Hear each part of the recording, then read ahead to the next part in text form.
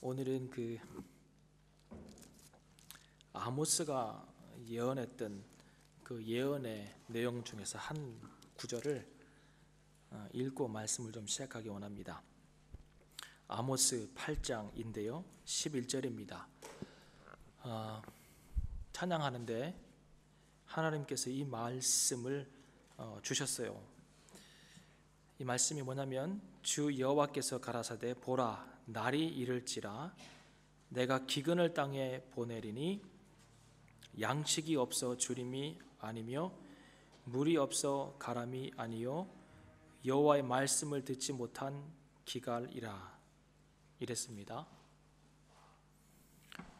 하나님의 말씀을 듣지 못하는 기갈이라는 거예요. 수많은 교회에서, 수많은 강단에서 하나님의 말씀이 매주마다 거의 매일마다 선포가 되죠. 영국이든 한국이든. 그런데 그 안에 복음이, 여호와의 말씀이 없다는 거예요. 이게 큰일입니다. 복음을 듣기가 쉽지 않아요.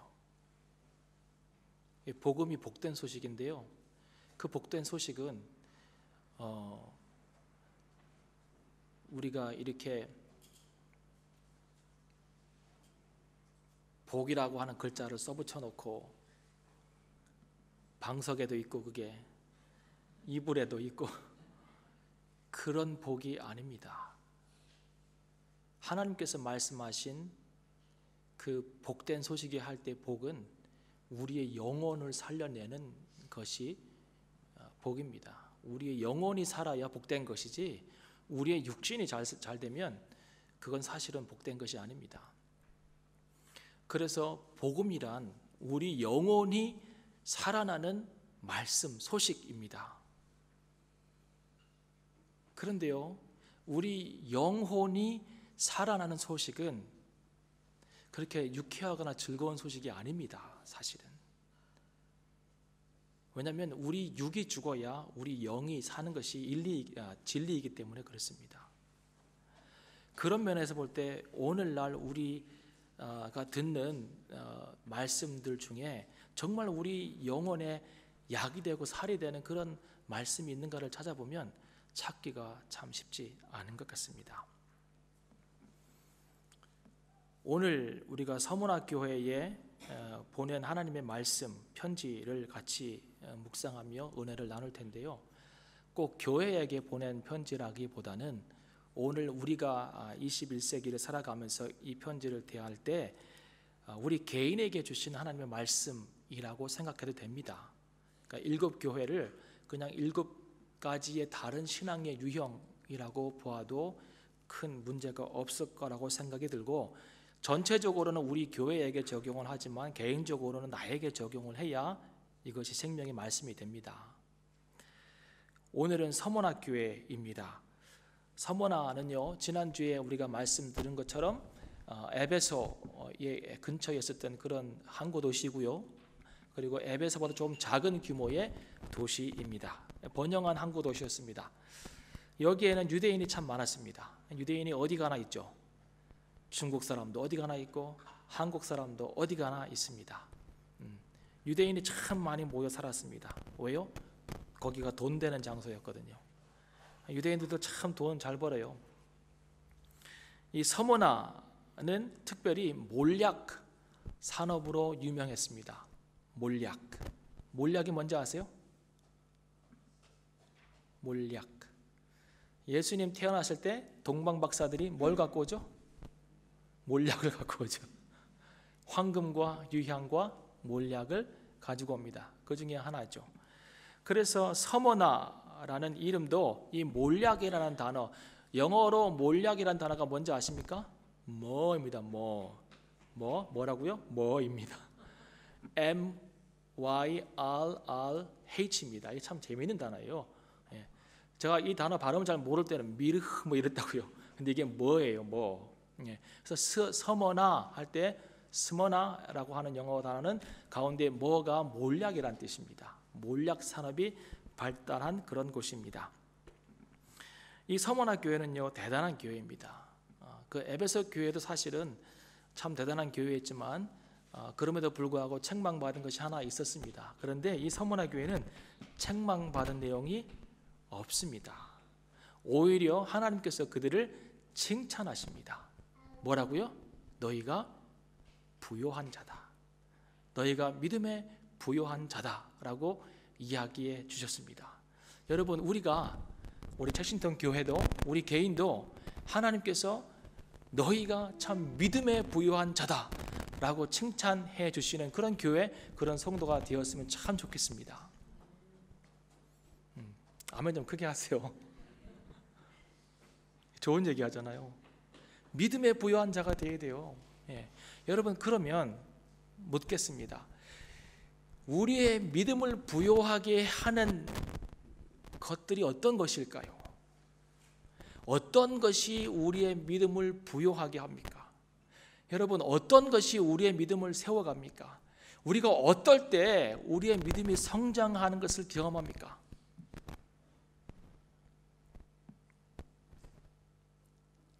기도할 때요, 찬양하고 예배할 때, 말씀 읽을 때, 물론 그런 것들이 다 우리의 신앙에 도움이 됩니다마는 우리의 신앙을 정말 부요하게 하고 풍성하게 하는 것은 두 가지인데, 하나는 뭐예요? 환난이고 또 하나는 궁핍입니다. 이게 신앙생활의 아이러니입니다. 이 얘기를 안 하면 복음이 아니에요. 이 얘기를 해야 돼요. 이 얘기를. 우리의 신앙을 부요하게 하는 것이 하나는 환난이고 또 하나는 궁핍이라니까요. 그러니까 가난한 것을 부끄럽게 여기지 마세요. 제 개인적인 삶을 돌아봐도 얼마 안 살았어요. 돌아봐도요, 제 믿음이 성장할 때는 이 믿음의 그래프가 있잖아요. 이렇게 올라갈 때는요, 환난이 왔을 때예요. 고난 가운데 있을 때예요. 그때 주님 찾으니까. 그리고 또 하나는 가난할 때예요. 궁핍할 때, 먹어야 하니까, 가족을 돌봐야 하니까 그때 믿음이 자라요. 궁핍할 때, 그리고 환난 가운데 있을 때 우리의 믿음이 자랍니다. 우리의 신앙을 부여하게 하는 것 첫 번째 요소는 환난입니다. 이 환난이라는 영어 단어가 affliction입니다. affliction. 환난 당한 것이 우리에게 유익입니까? 유익입니다. 어떻게 알아요? 말씀이 그래요. 시편 119편 71절에 보면 이런 말씀이 있습니다. It was good for me to be afflicted, so that I might learn your decrees. 그랬습니다. 뭐냐면 고난당한 것이 나에게 유익이라. 이로 인하여 내가 주의 말씀 율례를 배웠나이다. 그렇습니다. 고난 때문에 내가 배운 게 뭐예요? 하나님의 말씀이라는 거예요. 고난이 유익입니다. 기독교가 오늘날 상실하고 있는 메시지 중에 하나는 이겁니다. 복받아야, 잘돼야, 많은 것 가지고 소유하고 있어야, 그래야 신앙이 좋은 것처럼 그렇게 이야기합니다. 그래야 정말 하나님께 사랑하신다고 생각합니다. 그렇지 않습니다. 환난이 오히려, 고난이 오히려 우리에게 유익이 된다고 성경은 이야기합니다.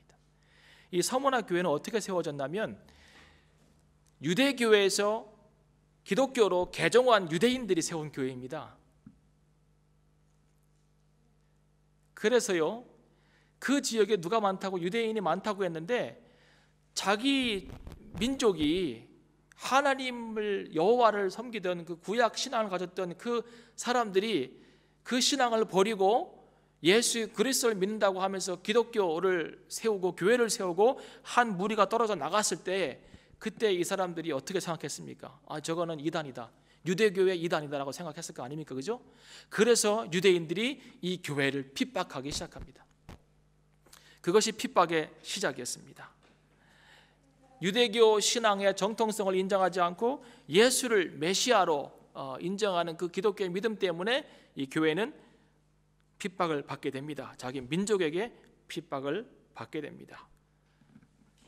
그런데 재미있는 것은 바울의 회심 장면을 여러분 보시면 알겠지만, 바울이 다메섹으로 가다가 갑자기 예수님께서 나타나셔가지고 그가 눈이 멀죠, 그죠? 그래서 마을에서 내려오고, 그리고는 엎드려서 주여 누시니까 라고 했더니 예수님 뭐라 그럽니까? 네가 핍박하는 예수다라고 하잖아요. 그죠? 자, 여기서 알 수 있는 것은 뭐예요? 교회를 핍박하는 것은 누구를 핍박하는 거예요? 예수를 핍박하는 거예요. 그러니까 교회를 해방하면 누구를 해방하는 거예요? 그리스도를 해방하는 거예요. 그러면 그리스도를 해방하는 것은 누구의 일을 하는 거예요? 사단의 일을 하는 거예요. 사람들이 잘 몰라서 교회를 해방해요. 그런데 교회를 해방하는 것은 그리스도를 해방하는 것이고 그리스도를 해방하는 것은 사단의 일을 하는 것입니다. 그래서 예수님이 어떤 얘기 하시냐면 그 서머나 지역에 있었던 유대인들의 모임을 사단의 회라고 그래요. 사단의 회. 회당이 뭐예요? 영어로 우리 배웠잖아요. 시나고그죠. A synagogue of Satan이라고 합니다. 영어 성경에 보면. 왜요? 그리스도를 해방하고 교회를 해방하기 때문에 그렇습니다. 이렇게요, 유대인들이 이제 교회를 핍박하고 해방할 때 자기들 힘으로는 안 되는 걸 알거든요. 그래서 결국 손잡는 것이 뭐냐면 로마 정부와 손을 잡습니다. 로마 정부는요, 유대인들을 굉장히 관대하게 대했습니다. 왜냐하면 헬라인들이 유대인들을 핍박했을 때 어떤 결과를 얻었는지 그들이 알거든요. 제가 이미 구약 파노라마에서 다 했잖아요. 헬라인들이 안티오쿠스 에피파네스 4세가 예루살렘 성전에 와가지고 제우스 상을 세우고 돼지피를 뿌리고 할 때 어떻게 했습니까? 마카비 혁명이 일어났죠, 그죠? 그래서 186년인가요? 부터 63년까지 오랜 기간 동안 하스몬 왕조가 들어서고 그리고 강력한 저항 운동이 일어나지 않습니까? 그래서 유대인들이 얼마나 무서운 사람들인지 압니다. 그러니까 로마 사람들은, 로마 정부는 유대인들에게 관대한 정책을 폈습니다. 초창기에 기독교가 로마 정부로부터 핍박을 안 받습니다. 왜냐하면 유대교의 또 다른 한 종파 정도로 생각을 했습니다. 그래서 핍박이 처음에는 없었습니다. 근데 가면 갈수록 이 가는 길이 달라지는 것을 확연하게 보면서 유대인들이 반발을 하고, 그리고 로마 정부는 또 기독교인들이 황제 숭배를 거부하기 때문에 같이 유대인들과 로마 정부가 손을 잡고 기독교를 탄압하기 시작합니다. 여기에서 핍박이 시작됩니다. 유대인들이 핍박을 하고 또 로마 정부가 핍박을 하고, 그래서 핍박이 이중적으로 막 이렇게 오기 시작합니다. 특별히 로마 정부가 했던 핍박의 내용은요, 엄청난 것입니다. 여러분 그때 안 산 것을 다행이라고 생각하세요. 십자가는요, 이 양반이에요. 이거는 얌전한 처형이에요. 이 껍질을 벗긴다니까요, 사람을. 여러분 껍질을 벗긴다고 생각해 보세요. 이거를 마이클 잭슨이 박피를 몇 번 했다고요? 이 껍질을 벗겨가지고 살과 껍질을 분리시킨다니까요. 그러면 부인 안 하겠습니까, 예수님? 끓는 가마에 집어넣고요, 단두대에서 목을 치고요, 바울은 목이 쳐 죽었잖아요. 살아있는 사람을 묶어가지고 가든에 세워놓고 거기다 코울타를 뿌리고 불을 붙인 다음에 가든 파트를 했어요. 말이 돼요 이게? 그리고 원형 경기장에 넣고 굶주린 사자를 풀어가지고 사자들이 뜯어먹게 하고 수많은 구경꾼들이 그걸 보면 즐거워하며 박수치게끔 만들었다고요. 이런 일들을 로마 정부가 했습니다. 그리고 서머나 지역에는 항상 박해가 있었어요. 이 지역에는 항상. 그런데 특별히 AD 156년에 아주 박해가 극심하게 시작이 됩니다. 그 총독이 새로 왔는데 스타티우스예요. 스타티우스. 이 총독이 아주 기독교인들을 반대하고 잡아 죽이기 시작합니다. 그래서 156년에 수많은 또 그리스도인들 잡아놓고 그리고 원형 경기장에 집어넣고 사자를 푸는 그런 또 일이 있었는데, 그때에 그 지역을 감독하던 그 감독이 있었습니다. 그 감독 이름이 폴리캅입니다. 폴리캅, 사도 요한의 제자입니다. 이 사람도 같이 붙잡혀 갑니다. 그런데 재미있는 것은 이 폴리캅하고 그 총독하고 친구입니다. 어렸을 때 같이 뛰어놀던 친구예요. 스타티우스하고 이 폴리캅하고. 그래서 우연찮게 만나가지고 이 스타티우스가 폴리캅에게 이야기합니다. 한 번만 예수 부인하면 내가 살려주겠다고, 옛날 우정을 생각해서. 그리고는 먼저 그 먼저 잡혀온 그리스도인들을 원형 경기장에 풀어놓고 그리고 사자를 이제 풉니다. 그래서 많은 사람들이 죽어가죠. 그때 사람들이요, 이 폴리캅이 같이 잡혀온 걸 압니다. 그래서 소리를 칩니다. 폴리캅도 집어 넣으라고, 그 안에 원형 경기장 안에 집어 넣으라고 소리를 칩니다. 그랬더니 이 스타티우스가 그를 보호하기 위해서 경기는 끝났습니다라고 선포를 합니다. 그 자리에서. 근데 그거로 됩니까? 그거로 안 되죠. 성난 군중들이 그 화형을 시키기 위해서 장작을 쌓아놓고 거기에다가 지금 폴리캅 매달으라고 막 소리를 지릅니다. 그때 또 한 번 이 스타티우스가 폴리캅에게 물어봅니다. 너 정말 저 자리로 올라가려느냐? 한 번만 부인하라라고 얘기합니다. 그때 이 폴리캅이 86세인데요 이런 얘기를 합니다. 아주 유명한 얘기예요. 86년간 나는 그분을 섬겨왔고 그분은 나를 한 번도 모른다고 한 적이 없는데 내가 어떻게 나의 주님을 모른다고 한단 말인가. 그리고는 그 자리로 올라갑니다. 감독 이 정도는 돼야지. 한국의 감독들은 어떻게 이렇게 싸우는지 감독 이 정도는 돼야죠. 그리고는 거기에 죽습니다. 화형을 당하기 전에 군중들이 소리를 지르는데 이렇게 얘기합니다. 이 사람은, 저자는 우리의 신의 파괴자다. 그리고 기독교인의 아버지이다 라고 소리를 지릅니다. 여러분, 이거만큼 놀라운 찬사가 어디 있습니까? 이 서머나 교인들은요, AD 100년부터 기독교가 공인되는 313년까지 200년이 넘는 기간 동안 황제 숭배를 거부하고 순교로 믿음과 교회를 지킨 그런 교회입니다. 순교의 현장에 원 바이 원 나아가는 거예요. 순교의 피로 이 교회를 지켜냅니다. 환난이 하늘을 소망하는 신앙을 더욱 부여하게 했습니다. 그들에게 주어졌던 그 핍박이 그들의 신앙을 더 부여하게 하는 그런 일을 했다 이 말입니다. 여러분, 신앙생활이 무엇입니까? 여러분, 신앙생활이 무엇입니까? 여러분, 신앙생활이 뭐라고 물어본다면 어떻게 정의 내리고 어떻게 대답하겠습니까? 신앙생활은 단순하게 하늘 가는 길입니다. 하늘 가는 길입니다. 우리가 이 땅에 머물러 있자고 신앙생활하는 것도 아니고요, 이 땅에서 많은 영화를 누리고 어떤 좋은 것을 통하여서 편하게 살기 위해서 신앙생활하는 것은 저는 아니라고 봅니다. 이 땅은 지나가는 과정입니다. 우리는 하늘 가는 것입니다. 하늘. 여러분, 어떤 곳을 갈 때 늘 가던 길이 있었고 어떤 사람이 지름길을 알려줬습니다. 그러면 지름길로 가시겠어요? 늘 가던 그 길로 가시겠어요? 어떤 길로 가시겠어요? 지름길로 가겠죠. 자, 신앙생활이 하늘 가는 길인데 지름길을 알려드릴게요. 그 지름길이요, 순교입니다. 지름길이 순교예요. 빨리 가잖아요. 그냥 바로 가요, 바로. 그들은요, 이 지름길을 택했다고요. 구차하게 거기에서 살아남으려고 노력하지 않았다고 우리가 히브리서 11장 공부할 때 배웠잖아요. 악형을 받으나 구차하게 거기서 벗어나지 않으려고 그 자리로 가는 거예요. 목을 치는데 원 바이 원 나오는 거예요. 한 사람 한 사람 믿음으로 거기에 나아가는 거예요. 나를 죽이라는 거예요. 내가 예수장이라는 거예요.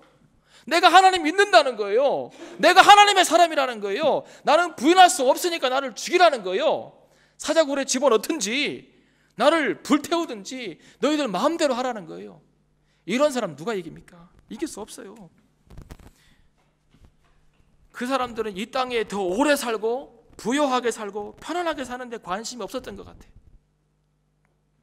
오늘 찬양 한 곡을 들었어요. 이미 돌아가신 어떤 목사님이 부르신 찬양인데 그분이 돌아가시기 전 얼마 전에 불렀어요. 그 찬양을. 순례자의 노래예요. 저 멀리 배는 나의 시온성, 오 거룩한 곳 아버지 집, 내 사모하는 집에 가고자. 추석 때 아버지 집이 얼마나 가고 싶은지 제가 그거 말고, 근데 내 육신의 아버지 집 말고 하늘 아버지가 계신 거기 가고 싶어서 내가 밤낮을 설치는 거예요. 저 망망한 바다 위에 내 몸이 상할지라도 오늘은 이곳 내일은 저곳 주복음 전하리. 그게 1절이에요. 그 목사님 돌아가시기 전에 그 찬양을 하는데 이분이 돌아가실 걸 알았구나라고 생각이 들더라고요. 근데 2절에 보면 뭐예요?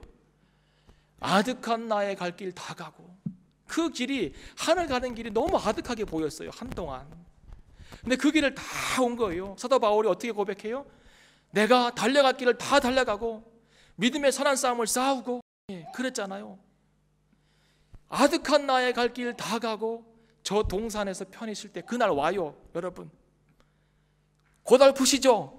믿음 생활 힘들죠? 그날 와요. 그날 와요. 저 동산에서 주님과 편히 쉴 날 온다니까요. 저 동산에서 편히 쉴 때 내 고생하는 모든 일들을 누가 알아요? 주께서 하시리. 주님 아신다니까요. 내 고생하며 살았던 그 발자취, 주님 따라가기 위해서 내가 당했던 고난과 어려움과 환난과 핍박과 이 모든 것들을 주님이 아신다니까요. 그분이 몰라주시면 그 길 갈 필요가 없어요. 오늘 내가 왜 이렇게 살아야 돼요? 그분이 몰라준다며. 근데 그분이 아신다니까요. 여러분의 아픔과 고민과 힘든 부분과 환난과 고난을 그분이 아신다니까요. 빈들이나 사망에서 이 몸 고날지라도 주님을 찬양합니다. 그 찬양이에요. 우리 모두는 다 순례자의 삶이잖아요. 오늘도 천국 가는 삶을 살고 있어요. 오늘도 여전히 가는 거예요. 오늘도 고난과 핍박과 환난 속에서도 여전히 하늘 가는 길을 가는 것이죠. 바울이 고린도후서 4장 17절에 이런 얘기했습니다. 우리의 잠시 받는 환난에 경한 것이 지극히 크고 영원한 영광에 중한 것을 우리가 이루게 함이니라 그랬습니다. 이 말이 뭐예요? 오늘 내가 받는 그리스도를 위해서, 그의 말씀을 지키기 위해서 받는 고난과 환난과 아픔은 아주 경하다는 거예요. 아주 작다는 거예요. 그런데 내가 이 세상이 끝나는 날, 그날 주님께로 받을 것은 영원한 것이고 영광스러운 것이고 너무너무 무거운 것이다 라고 이야기합니다. 그거 바라보며 오늘 그 길 가는 거예요. 오늘 여러분, 이 서머나 교인들이 이 엄청난 핍박과 환난 속에서 어떻게 이런 놀라운 믿음을 가지고 믿음의 부요한 자가 되었을까요? 그 비결이 뭘까요? 그 비결이요, 로마서 3장에 5장에 있다고 봅니다. 5장 3절에서 4절. 다만 이뿐만 아니라, 저는 이 말씀을 너무 좋아해가지고 외우고 다녀요. 암송해요. 다만 이뿐만 아니라 우리가 환난 중에도 즐거워하나니, 그 비결이 뭐냐면 환난 가운데서, 핍박 가운데서, 고난 가운데서 즐거워한 거예요. 그것을 그래 죽이라 천국 지름길 보내줘, 나 이거 한 거예요. 즐거워하는 거예요. 고난 가운데서도 때리라 이거예요. 여기도 때려달라고 하는 거예요. 즐거워하는 거예요. 환난 가운데서 즐거워하는 이는, 환난은 인내를, 인내는 연단을, 연단은 소망을 이룬다는 거예요. 환난으로 시작해서 인내가 생기고, 그 인내를 통하여서 연단이 생기고, 연단 때문에 소망이 생기는 거예요. 이게 그리스도인의 삶입니다. 이것이, 이게 믿음의 삶이에요. 신앙생활은 고난 가운데 있을지라도 인내로 그 길을 달려가며 그 인내 속에서 하나님을 바랄 때 그것이 연단이 되어서 정금같이 나오고 소망이 생기는 것이 믿음 생활입니다. 탄탄대로가 열리면 얼마나 좋겠어요. 시온의 대로요, 천국 가면 있어요. 시온의 대로 천국 가면 있다고요. 야고보서가 뭐라 그래요? 1장에서 내 형제들아, 너희가 여러 가지 시험을 만나거든 온전히 기쁘게 여기라 그랬어요. 이는 너희 믿음의 시련이 인내를 만들어내는 줄 알미니라. 시련이, 고난이, 환난이 인내를 만들어내는 줄 알미라 그랬습니다. 야고보도 바울도 믿음의 대가들은 다 이걸 알았어요. 그러니까 야고보는 목초 죽는 거예요. 순교하는 거예요. 바울도 목초 순교하는 거예요. 그 길 가는 거예요. 바울이 위대한 게 뭔지 아십니까? 그는 그의 마지막 때에 그가 기도하면서 깨닫기는 내가 로마로 가야 된다는 생각을 계속해요. 로마로 가야 된다. 그럼 걸어가면 되잖아요. 근데 그 쉬운 길을 안 택해요. 어디로 가요? 예루살렘으로 올라가요. 근데 사람들이 그러잖아요. 예루살렘으로 가면 안 됩니다. 거기 가면 잡힙니다. 그리고 로마로 갑니다. 그게 내 꿈이요. 잡혀서 거기 가는 게 내 꿈이요. 잡혀서 호송되어서 가면서도 계속해서 주의 뜻을 드러내잖아요. 파산했을 때도 뱀이 물었는데 안 죽어. 능력으로 하나님이 살아계심을 보여주잖아요. 그리고 감옥에 가서 또 전도하잖아요. 예루살렘에 가서 로마로 갑니다. 잡혀가는 거예요. 알아요. 거기에 고난이 있고 환난이 있는지 알아요. 근데 그 길을 가요. 왜요? 하나님이 예비하신 길을 아니까. 환난 속에서 기뻐함으로 인내하고 인내함으로 소망을 이룰 때 그리스도인의 삶 가운데 나오는 고백이 하나 있습니다. 로마서 8장 35절에서 37절이에요. 여러분 이것도 좀 암송하세요. 이것도 좀 암송하세요. 누가 우리를 그리스도 사랑에서 끊으리요? 누가 우리를 그리스도와 그의 사랑에서 끊으리요? 이야기합니다. 환난이나 곤고나 핍박이나 적신이나 기근이나 위험이나 칼이랴. 환난도 끊을 수 없다는 거예요. 기근도 곤고도 핍박도 적신도 칼도 위험도 우리를 그리스도와 그의 사랑에서 끊을 수 없다는 거예요. 그 어떤 것도. 우리가 종일 주를 위하여 죽임을 당게 되며 도살할 양같이 여김을 받았다 함과 같으니라 그랬습니다. 매일 도살장에 끌려가는 양같이 그렇게 위협 가운데 있는 거예요. 언제 목이 떨어질지 모르고 언제 가족이 벗겨질지 모르는 거예요. 그런 형편 가운데 있을지라도 이 고백하는 거예요. 그러나 성도는 항상 이 그러나를 고백해야 돼요. However, 그러나 nevertheless, 그럼에도 불구하고 이 얘기하는 거예요. 이 모든 일에 핍박이 오고 환난이 오고 기근이 있고 공고가 있고 위험이 있고 칼의 위험이 있고 이 모든 일에 우리를 사랑하는 이로 말미암아 우리가 넉넉히 이기느니라 그랬습니다. 넉넉히. 아멘. 환난이 뭐예요? 칼이 뭐예요? 적신이 뭐예요? 이 모든 일에 우리는 그리스도를 믿는 믿음 안에서 우리를 사랑하시는 그 하나님의 사랑 안에서 넉넉히 이기는 거예요. 넉넉히. 자, 그러면 우리가 이 땅에 살아있을 때 위험 가운데 환난 가운데 있을 때 하나님이 거기에서 우리를 도우시고 건지셔도 아멘. 다니엘처럼 사자굴에 들어갔을 때 사자들이 입을 꽉 막아가셔가지고 죽지 않게 하시는 그런 놀라운 승리를 경험해도 아멘. 사드락 메삭 아벳느고처럼 풀무불에 들어가서 머리카락 하나 안 타고 나오는 것도 아멘. 그런 승리를 주셔도 아멘. 그렇게 넉넉히 이겨도 아멘. 그러나 그렇지 않고 그 환난과 위험 속에서 하나님께서 주신 믿음 지키고 죽어도 아멘. 그것도 이기는 거예요. 그것도 승리예요. 그것도 넉넉히 이기는 것이고 그건 더 큰 승리라고 말할 수 있겠습니다. 그러니까 성도는 환난 가운데서 그 자리에서 구원받아도 승리, 이겨도 승리, 거기에서 믿음 지키고 죽어도 승리. 우리는 이래도 승리 저래도 승리예요. 누가 우리를 끊겠어요? 주님과 그 말씀을 위해서 당하는 고난과 수치는 우리의 상급이 될 것입니다. 그것이 첫 번째 우리의 믿음을 부여케 하는 첫 번째 요소예요. 두 번째 요소, 궁핍입니다. 더 와닿아요. 더. 왜요? 환난이 없으니까 우리 삶 가운데. 궁핍을 영어로 하면 poverty. 이 단어가 참 좋아요. 피부에 와닿아. poverty. 이거 뭐 언제 우리를 떠나려나 이 단어가, 그죠? poverty. 아주 친근감이 있어요. 이 서머나 교회 교인들은요 가난할 수밖에 없었어요. 왜 그런지 아세요? 그 지역의 상권을 다 유대인들이 잡았거든요. 그러니까 일을 주겠어요? 일 안 주는 거예요. 뭐 하청을 받아서 하겠어요? 농사를 짓겠어요? 뭐 배를 타겠어요? 할 수 있는 일이 없는 거예요. 뭐 때문에? 신앙 때문에. 가난할 수밖에 없어요. 사회 구조적으로. 지금도 무슬림 국가나 공산국가 안에서 내가 기독교인이라고 하는 그 아이덴티티와 내가 갖고 있는 믿음 때문에 많은 차별을 당하면서 가난하게 사는 사람들 많습니다. 참 존경스러워요. 그 사회 속에서 자기가 누릴 것을 다 포기하고 신앙 붙잡고 핍박받으면서 차별받으면서 살아가는 사람들 참 존경스럽습니다. 근데 이 서머나 교인들이 그런 교인들이었어요. 그런데 재밌는 것은 이 서머나 교회는 라오디게아 교회하고 참 다릅니다. 이제 제일 마지막에 라오디게아 교회를 제가 할 텐데요. 라오디게아 교회는요 참 부유한 교회였어요. 거기에는 병원이 있었어요. 그 시대에. 그러니까 네가 안약을 사서 좀 바르라 그러잖아요. 안 보이니까 영적으로. 근데 뭐 그냥 파머시 가서 안약 바른다고 영적으로 보는 거 아니에요? 비유예요, 비유.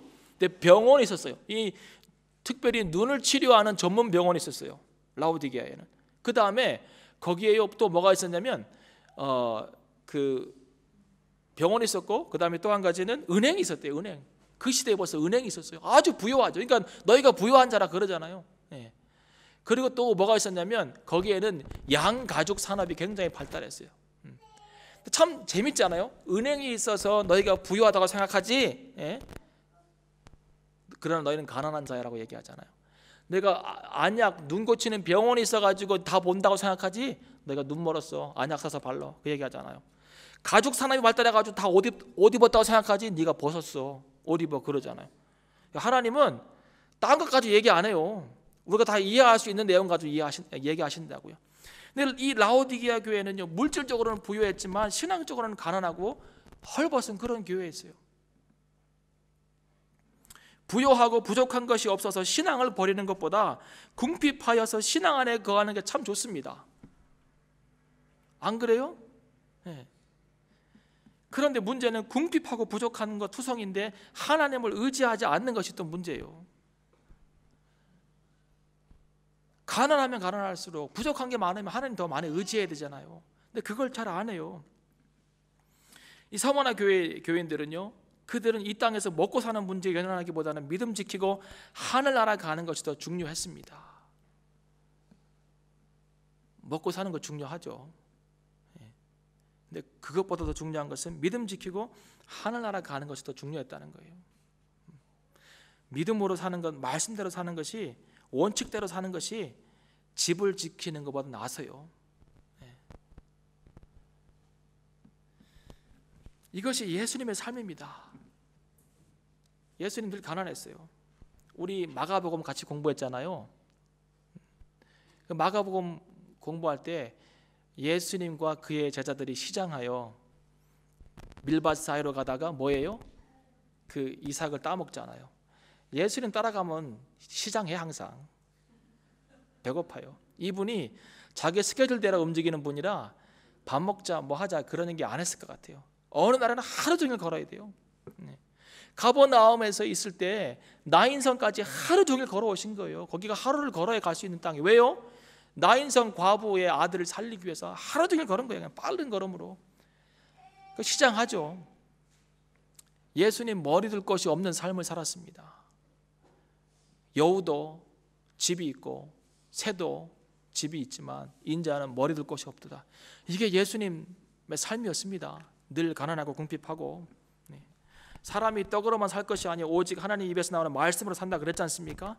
재밌는 것은 우리가 예수님 제자이잖아요. 그리고 예수님 제자 되기 원하잖아요. 평생의 소원이 예수님처럼 사는 거잖아요. 그분이 우리의 스승이라고 당당하게 얘기할 수 있잖아요. 그런데 그러면 우리가 제자이면 그 스승의 가르침과 그 스승이 살았던 삶을 살아내야 되는 거 아닙니까? 그런데 어찌하여 오늘날 교회와 성도들은, 우리 말고요, 오늘날 교회와 성도들은 어찌하여 스승이 버린 것을 다시 주워 잡냐 이 말입니다. 스승이 그토록 증오했던 것들을 끌어안고 있냐 이 말입니다. 그러면서 하는 말이 나는 주의 제자라는 거예요. 제자 훈련 다 마쳤다고 제자가 되는 게 아니라고 생각이 들어요. 그분의 삶을, 그분이 가르쳐 주신 것을 살아가야지. 그분이 버린 거 나도 버리고, 그분이 싫어한 거 나도 싫어하고, 그렇게 살아가야 주의 제자지. 어쩌려고 그걸 다 주섬주섬 주워서 그걸 다 짊어지고 그렇게 다시 이 무거운 짐을 지고 신앙생활을 하냐 이 말입니다. 서머나 교인들은 엄청난 핍박과 궁핍함을, 가난을 경험했습니다. 그런데요, 엄청난 핍박을 견디고 있는 사람들에게 먹고 사는 문제는 어쩌면 아주 가벼운 문제일 예배였다고 생각이 듭니다. 서머나 교인들의 예배를 한번 생각해 보십시오. 서머나 교인들이 매주마다 모여가지고 드렸던 예배를 한번 생각해 보십시오. 그들이 가난해서 드릴 거 없어요. 드리고 싶어도 드릴 게 없어요. 잘 못 먹어서 힘도 없었을 것 같아요. 핍박이 있으니까 교회 오는 것도 힘들었을 것 같아요. 가난하니까 입을 수 있는 옷도 없었겠죠. 늘 입는 옷 그거예요. 찢어지고 냄새나고. 그런데 그들이 불렀던 찬송을 한번 생각해 보세요. 그들이 기도했던 그 기도를 한번 생각해 보세요. 단순하게 그냥 매주마다 하는 그런 행사가 아니었다고 저는 생각이 듭니다. 가난해서 드릴 것이 없어도, 매주마다 입고 오는 옷 또 입고 왔어도, 먹지 못해서 힘이 없어도 그들은 힘차게 주님 찬양했을 것이고, 눈물로 찬양했을 것이고, 감격과 감동과 은혜와 성령으로 충만해서 예배드렸을 거라고 저는 생각합니다. 이게 참 예배입니다. 이게 참 예배. 한 주간을 지켜주시는 하나님의 은혜에 감사해서 매주마다 눈물로 감격으로 찬양하고 예배하고 성령 안에서 예배하고, 이것이 그들의 예배였다고 생각합니다. 이런 예배가 살아나야 됩니다. 이런 예배가. 왜 안 살아나요? 아직 덜 가난해서 그래요. 배가 불러서. 아직 핍박이 없어서 그래요. 예수 믿는 신앙 때문에 겪는 온갖 핍박과 궁핍으로 인하여서 한숨과 원망과 불평과 불만을 토로하는 것이 아니라 찬송과 영광과 존귀를 하나님께 드리며 그들에게 허락하신 구원을 감사했습니다. 그들은. 이것이 그들의 믿음 생활이었습니다. 이런 그들에게 예수님 두 가지 당부합니다. 핍박을 통과하고 있고 가난 가운데 있었던 그 교회에게 두 가지 당부합니다.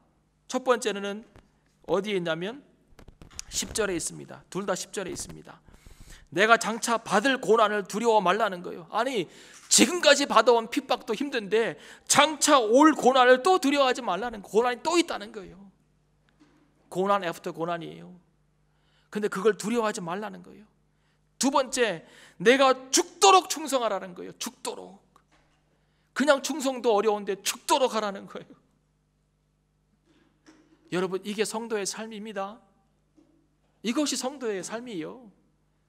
이거 하다 가야 돼요. 이 땅에서 우리가 만나는 환난과 고난을 두려워하지 말고 믿음 지키고, 그리고 죽도록 충성하다 주 앞에 가는 것이죠. 그런데요, 이 당부하신 이 두 가지는요, 예수님께서 각 교회마다 그 예수님 자신을 묘사하는 것이 다 다른데, 오늘 서머나 교회에게 편지하면서 자신을 묘사하신 그 두 가지의 묘사와 이 두 가지 부탁은 아주 상관성이 있습니다. 두려워하지 말라라고 하는 이 부탁은요, 당부는 예수님께서 말씀하신 서머나 교회 사자에게 편지하기를 처음이요 나중이요 라고 하는 이 정체성, 이 묘사에 연관성이 있습니다. 두려워하지 말라는 거예요. 너희가 두려워할 필요가 없다는 거예요. 나 예수가 처음이요 나중이라는 거예요. 이 말이 뭐예요? 처음과 나중이 뭐예요? 처음은 뭡니까?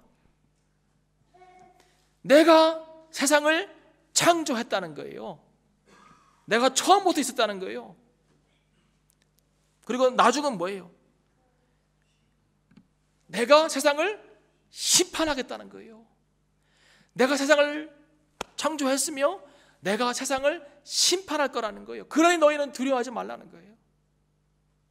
이 말씀을 다시 보면 반드시 시작이 있었으니까 끝이 있다는 거예요. 끝이 있다. 너희가 10일 동안 환난을 받는다고 그랬는데 정말 10일 동안 받았을까요? 아니요. 이 10일은 상징적인 숫자예요. 정한 기간이 있다는 거예요. 너희들이 받는 고난에 정한 기간이 있다는 거예요. 그 기간 동안 인내하라는 거예요. 두려워하지 말라는 거예요. 그러면 내가 와서 심판하겠다는 거예요. 하나님이 심판하십니다. 끝과 심판이 없다고 날뛰는 자들을 내가 심판하겠다는 거예요. 이 세상에 얼마나 교만한 사람 많습니까? 하나님 없다고 하는 사람도 있고, 끝이 없다고 하는 사람도 있고, 심판이 없다고 하는 사람도 있고, 죽으면 다 좋은 곳으로 간다고 하는 사람도 있습니다. 그러면서 온갖 악한 짓을 하고 교인들을 핍박하고 합니다. 근데 그들을 주님께서 심판하신다고 말씀하십니다. 내가 처음이고 마지막이기 때문에 반드시 올 것이요, 내가 너희들의 억울함을 들어줄 것이요, 심판할 것이요. 여러분 계시록 6장 9절 10절을 한번 보시기 바랍니다. 계시록 6장 9절에 보면 다섯 번째 인이 떨어질 때에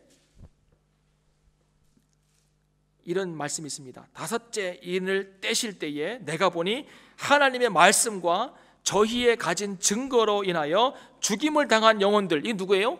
순교자들입니다. 그죠?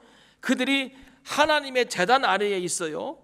그런데 그들이 어떻게 하냐면 큰 소리로 불러가로되 거룩하고 참되신 대주제여, 땅에 거하는 자들을 심판하여 우리의 피를 신원하여 주지 아니하시기를 어느 때까지 하시려나이까 하니, 지금 하나님 말씀과 신앙을 지키기 위해서 순교하던 자들이 제단 밑에서 계속해서 하나님 우리의 억울함을 신원하여 주시옵소서라고 탄원하는 거예요. 그때 하나님 하신 말씀이 뭐예요?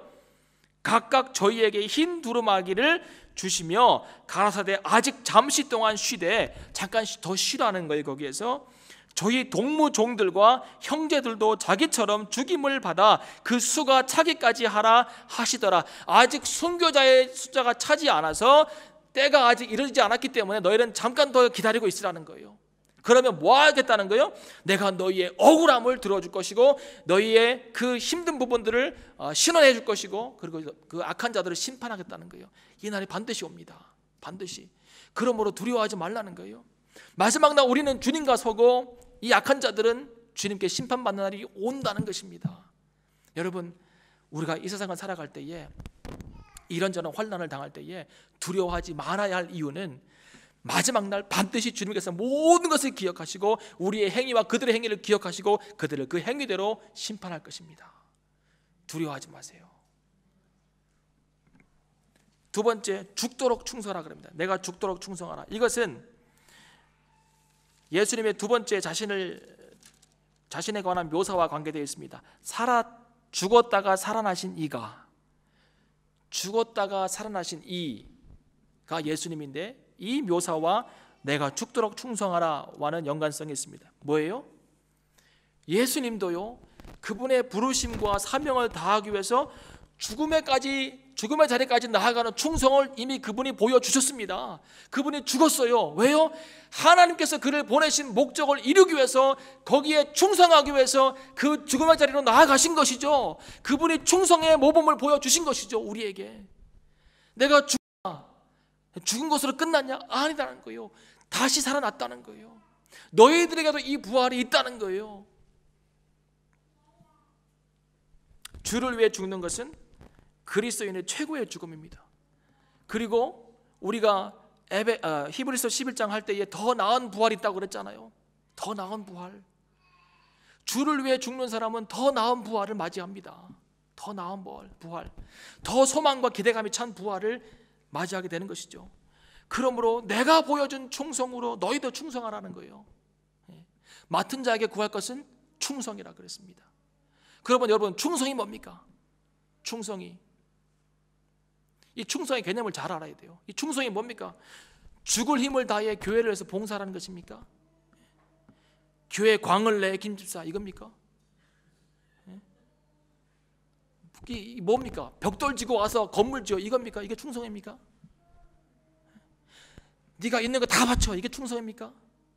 이렇게 얘기하면요, 이거는 가짜예요. 이건 가짜예요. 이거는 돈 끌어 모으려고 하는 거예요. 그것도 충성이겠죠. 근데 충성이 한 표현이고 갈래예요, 갈래. 성경에서 말하는 충성이 뭔지 아십니까? Be faithful이에요. Be faithful. 신실하라는 거예요. 신실하라. 그러니까 내가 죽도록 충성하라는 죽도록 신실하라는 거예요. 신실하라. 신실하라는 게 뭐예요? 변하지 말라는 거예요. 변하지 말라는 거예요. 내가 너희에게 죽음으로 가르쳐준 그 십자가의 도를 붙잡으라는 거예요. 제발 복음 잊어먹지 말고 예수 그리스도 따라가는 그 삶 외에 다른 거 바라보지 말고 그 자리에서 신실하게 좀 서 있으라는 거예요. 그게 충성이에요. 우리는 충성을 자꾸 행위의 개념으로 생각하니까 다른 거 하는 거예요. 자꾸 그 다른 거 하다가 자기 알아주지 않으면 삐지고 그거잖아요. Be faithful, be loyal. 신실하는 거죠. 언제까지? 언제까지요? To the end. 끝까지. 주님께서 나를 부르시는 그날까지, 아니면 주님 재림하시는 그날까지. 근데 영어 성경에 보면 이랬어요. Even to the point of death 그랬어요. Even to the point of death. 이거 뭐예요? 죽음의 자리까지 신실하라는 거예요. 찌르면 찔리라는 거예요. 이게 신실함이에요. 내 믿음 지키기 위해서 누가 너를 찌르면 찔리는 신실함으로 서 있으라는 거예요. 이것이 우리가 주께 할 수 있는 충성입니다. 이런 충성을 주께서 우리에게 보기 원하시는 거예요.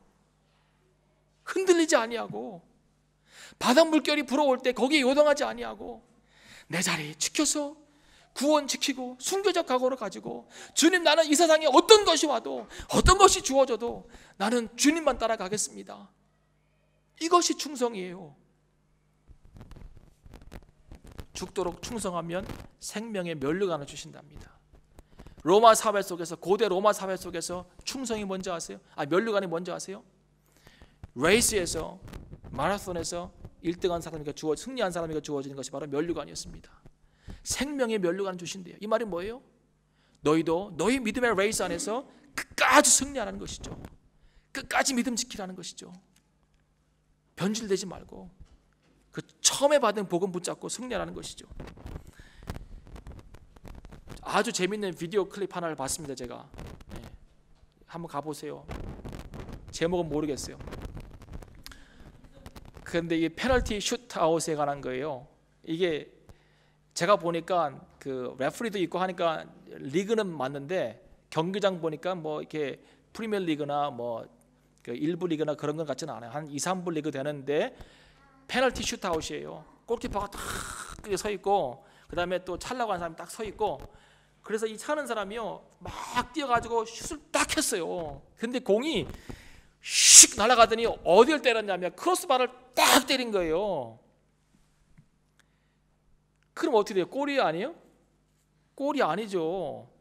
크로스바를 딱 때려서 공 찬 사람은 무릎을 꿇고 땅을 치고 있고, 이 골키퍼는 자기가 못 막았지만 그래도 골이 안 들어갔으니까 좋아가지고 바깥으로 막 뛰어가요.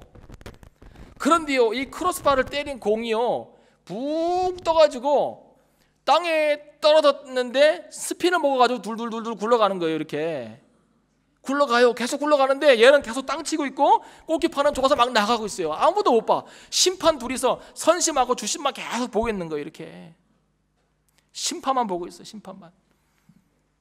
근데 결국 이게 굴러가가지고요 골이 됐어요. 재밌잖아요. 그러면서 메시지 3개가 있어요. 잘 들으세요. Never lose hope before the time. Never lose hope before the time. 그 시간까지, 끝나는 시간까지 절대로 소망을 잃지 말라는 거예요. Never lose hope before the time. 여러분, 왜 소망을 잃어버리세요? Do not throw in the towel. 이 말이 뭔지 아세요? Do not throw in the towel. 꼰투하다가 뒤지게 맞으면 코치가 뭐예요? 수건 던지잖아요. 그 자리에서 죽어야 돼. 우리 게임은 죽을 때까지 패라 이거예요. 수건 던지지 마요. 포기하지 말아야 돼. 너희가 포기하지 아니하면, 낙심하지 아니하면 때가 되면 거두리라 그랬잖아요. 왜 지레짐작으로 수건을 던져버린 다음에 끝났다고 얘기하냐고요. 왜 아직 결과를 보지 않고 끝났다고 졌다고 땅을 치고 울고 있냐고요. 공이 굴러가는데, 심판들이 보고 있는데, 심판 대신 하나님 예수 그리스도가 보고 있는데 왜 땅을 치고 울고 있냐고요. 울지 마세요. Do not give up. give up 하지 마세요. 끝까지 가는 거예요. 우리는 끝까지. 환난이 와도, 퍼버티가 있어도 끝까지 가는 것이다. 두 번째, never celebrate before the time. 여러분, 작은 승리가 있다고, 조금 기쁨이 있다고 그것 축하하느라고 갈 길 못 가고 그러면 안 돼요. 작은 승리에 만족하고 배불러 하지 마세요. 히딩크가 뭐라 그랬어요? 나는 아직 배고프다. 5대 0이었던 사람이 별명이 그 얘기하는 거예요. 나는 아직 배고프다. 그러니까 한국 축구 역사에 위대한 일을 만들어냈잖아요. 4강 신화. 나는 그게 홈그라운드의 이점이라고는 생각하지 않아요. 뜻은 이루어져요. 포기하지 마세요. 작은 조그만 것에 너무 막 하지 마세요. 그냥 또 승리 주시면 승리 주시는 대로, 또 실패하면 실패하는 대로 그냥 묵묵하게 좀. 또 한 가지 있어요. 메시지가 Never leave your post before the battle is over. 싸움이 끝나기 전까지는 자리를 뜨지 말라는 거예요. 난 이게 그냥 어떤 사람이 적어놓은 건지 모르겠는데 우리의 신앙생활의 원리에 딱 맞다고 봐요. Never leave the post, your post, before the battle is over. 싸움이 끝나기 전까지는 자리를 뜨지 마세요. 주님께서 우리를 부르시기 전까지는 자리를 뜨시면 안 돼요. 여러분, 우리의 신앙을 부욕해 하는 게 뭐라고요? 공교롭게도 환난과 배고픔이라는 거예요. 감사해야 돼요. 감사해야 돼요. 배불러서 주님 모른다고 하는 사람보다 우리가 홀라서요. 이사 걱정되시죠? 괜찮아요. 그것 때문에 기도하잖아요. 한편으로 하나님께서 어디로 나를 인도하실까 기대감이 안 생겨요? 네, 그게 믿음이에요. 하나님 나를 어디로 인도하실까? 아니 이스라엘 백성 생각해 보세요. 40년 동안 계속 텐트 박았다 텐트 뺐다 텐트 박았다 텐트 뺐다 그거 했어요. 이 땅에서 뭐 이사 좀 한다고 괜찮아요. 여러분, 이 서문화가 몰약이라는 이름의 뜻이라고 그랬죠? 이 몰약이요. 찾아봤더니 이 몰약이 미나리과의 그 향기 나는 허브예요. 근데요, 이 몰약은요, 그 몰약이라는 식물에서 향을 추출하는데 이 몰약은 두드리고 으깰수록 부서질수록 더욱 짙고 아름다운 향을 낸답니다. 두드리고 깨고 으깨고 부서지고 그럴 때 더 짙고 아름다운 향을 낸다는 거예요. 서문화 교회의 교인들이 그랬어요. 환난 가운데 들어가면 들어갈수록, 가난하면 가난할수록 더 아름다운 예수 그리스도의 향을 내고 사는 거예요. 저희 교단의 로고가 가시밭의 백합화예요. 자랑스럽게도 장로교, 감리교 다 신사참배했어요. 우리 교단만 안 했어요. 이게 자랑이 돼서는 안 돼요. 교만하면 안 되고. 근데 일제시대 때 그 모진 핍박을 견뎌낸 거죠. 그게 가시예요. 근데 백합은 왜냐면 백합은요 찢기면 찢길수록 향기를 낸대요. 그래서 우리 교단이요 가시밭의 백합화가 우리 교단의 로고예요. 우리는 찢기면 찢길수록 향기를 내요. 근데 요즘엔 썩은 내가 많이 나요. 참 교단마다 다 썩은 내가 나요. 향기가 안 나요. 교회마다 그리스도인들마다 썩은 내가 나요. 나도 날지 몰라요. 이 향기를 내야 돼요.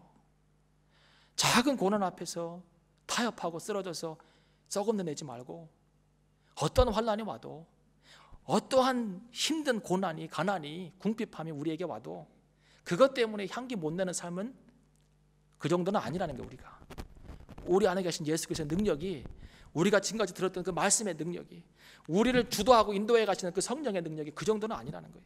여기에 무너질 바에 우리가 신앙생활 시작하지도 않았죠. 거기에 무너질 것 같으면 성령께서 우리를 인도하지도 않으세요. 네가 가라 지금부터 그러지. 끝까지 우리 책임져 주실 것입니다. 그분이 끝까지. 찢길수록, 아플수록, 어려울수록, 힘들수록 더더욱 향기 내는 그런 서문화 교회 같은 그런 신앙을 가집시다. 아멘.